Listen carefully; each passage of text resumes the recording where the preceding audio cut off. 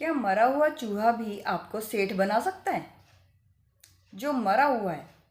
चलिए मेरी कहानी में सुनिए थोड़ा सा। एक बार एक सेठ अपने घर की सफाई कर रहा था। घर के बाहर ही उसकी दुकान थी, उस दुकान की भी सफाई कर रहा था। करते करते एक भिखारी आ गया। भिखारी ने कहा, सेठ मुझे कुछ दे दीजिए। सेठ के हाथ में उस टाइम पे मरा हुआ चूहा था। सेठ ने वो चूहा उस आदमी को दे दिया और बोला, ले बन जा सेठ।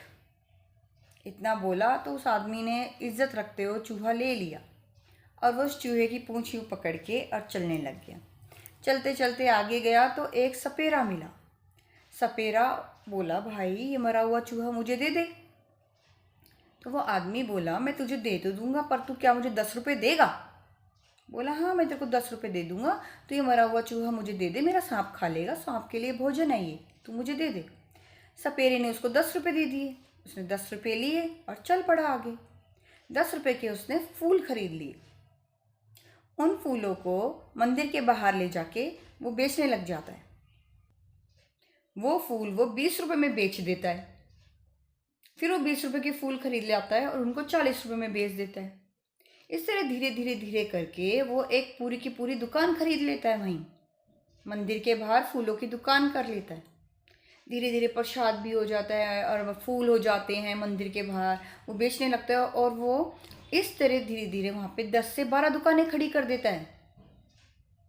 अब उसका काम बहुत अच्छा चल गया। सब उसको फूलों वाला सेठ कहने लग गए। वो अमीर हो गया। तो उसने सोचा एक दिन कि क्यों ना मैं उस सेठ का कर्ज उतार के आऊँ। जिस तरह सेठ ने मुझे मरा हुआ चूहा दिया था, उसका फर्ज उतारना तो बनता है। उसका जो मेरे ऊपर कर्ज चढ़ा हुआ है वो तो उतारूंगा। तो वो क्या करता है कि एक सोने का चूहा बनवाता है और सोने का चूहा ले जाके वो सेठ को देता है। तो सेठ को तो याद भी नहीं आता कि वो कौन है। तब वो याद दिलाता है कि मैं वही भिखारी हूँ जो आपके दरवाजे पे आया था और आपने मुझे मरा हुआ चूहा दिया था और एक लाइन कही थी कि जा बन जा सेठ। तो आज मैं सेठ बन गया हूँ और आपका जो कर्ज था ना, जो आपने मुझे मरा हुआ चूहा दिया था, उसके बदले में आपको सोने का चूहा देने आया हूँ।